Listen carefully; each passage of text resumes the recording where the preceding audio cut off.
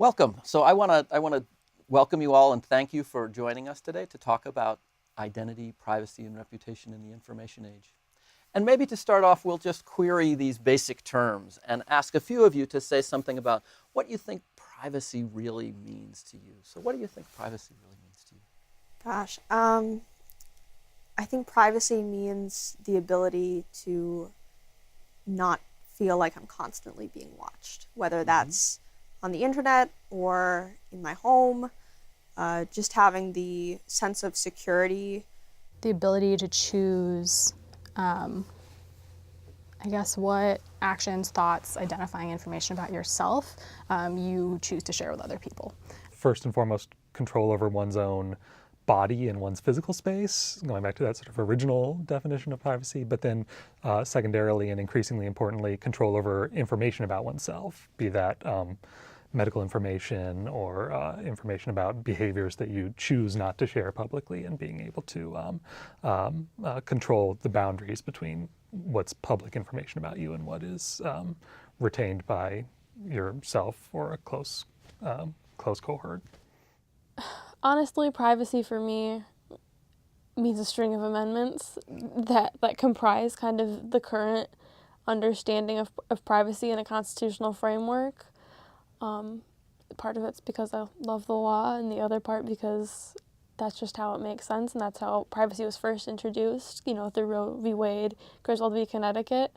So since then, I've had a hard time moving away from kind of these original, legal understandings into something more modern and something I should definitely be more concerned with than I think I am every day.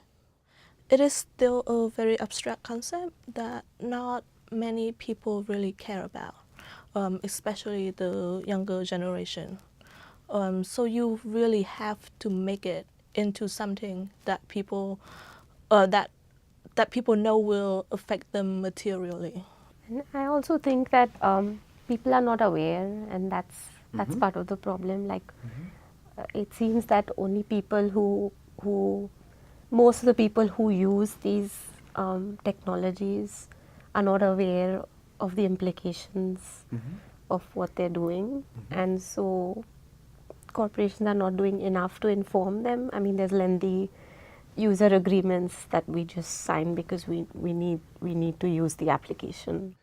If anything, it's probably been more of a loss of control, because even though it is your option to partake in internet activities and things like that, most people do it without consciously thinking about the potential information and the implications of that information being in the hands of different groups of people or organizations. What incentivizes companies to protect the consumers and be super transparent about what they're collecting and how they use it, and having limits on that. So I think, yes, in an ideal scenario, it would be great to just feel like, oh, I can share as much information as I want with Netflix and get this awesome service that's super customized and responsive to me. But on the flip side to that, again, we don't have protections in place that hold companies or incentivize them, hold them accountable, or incentivize them to not do it, When you think about the privacy policies on iTunes or anything you have to download that has a privacy policy, and they're this long. Have any of you ever read one of those privacy policies through? Not through. I started, but.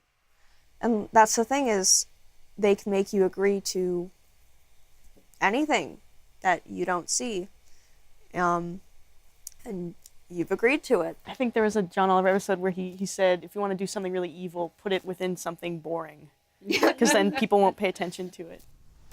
Yeah, I think privacy is something I struggle with, because it seems like the public and private domain and the distinction between them is getting increasingly blurred in the era of big data. And so I think of situations like people sharing their information online on something like an online dating site, and the consequences that that could potentially have to younger people if they want to, pursue public office in the future, having that information, separated, and it's hard to know where to draw the line and where that conversation happens, but to Callie's point, I think it's important to be able to have to keep some information to yourself.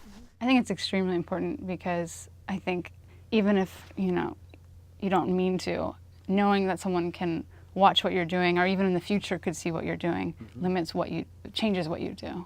It provides self-censorship and other issues.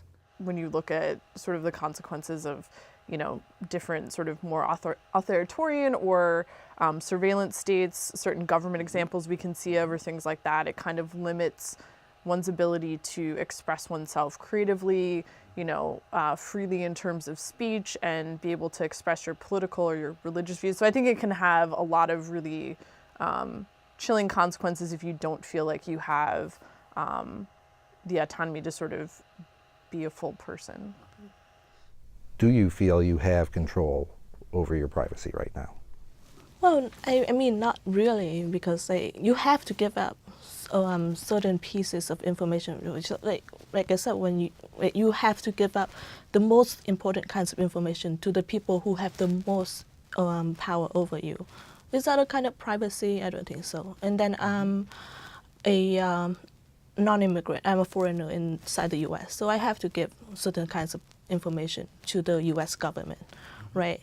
So it's and some of those information that people consider private is socially valuable, right? So you're always giving up some a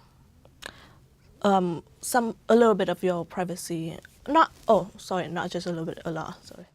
So there's a bunch of ways in which revealing things about yourself is essential to all kinds of human relations, and we want to do it, but we also want to have some influence over what happens and when and with whom.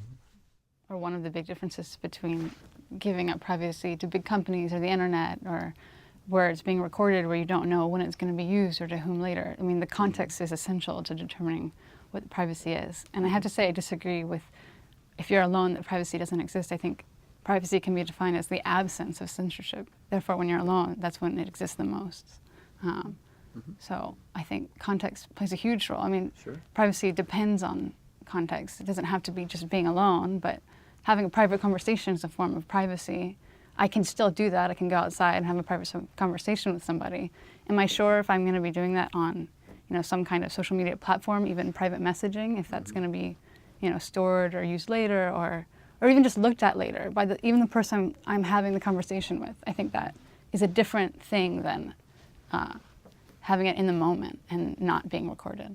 And then I also think of the other flip side. I'm like, why do we attach so much importance to who we are and what we mean in this world, like the bigger question? Sure. Yeah. And I feel like, is it just, to satisfy our own ego, that we think that we're so important, and so, why should I give my information? It's just information, and we're all going to perish one day, so big deal. I think of it like that.